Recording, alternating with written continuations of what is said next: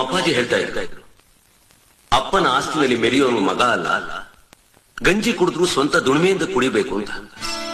ಅವ್ರು ಹೇಳಿದ ಮಾತೆ ನನಗೆ ದುಡಿಯೋದಕ್ಕೆ ದಾರಿ ತೋರಿಸ್ತು, ಸಂಪಾದನೆ ಮಾಡೋ ಛಲ ತುಂಬಿತು.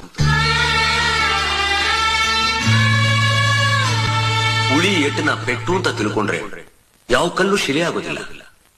ನೇಗಿಲು ಉಳೋದ್ನ ನೋವು ಅಂತ ತಿಳ್ಕೊಂಡ್ರೆ ಯಾವ ಭೂಮಿನೂ ಫಲ ಕೊಡೋದಿಲ್ಲ.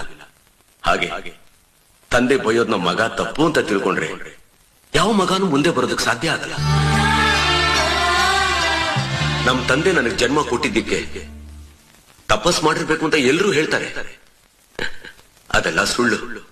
ಅಂಥವ್ರ ಮಗನ ಹುಟ್ಟೋದಿಕ್ಕೆ ನಾನ್ ತಪಸ್ ಮಾಡಿದ್ದೆ.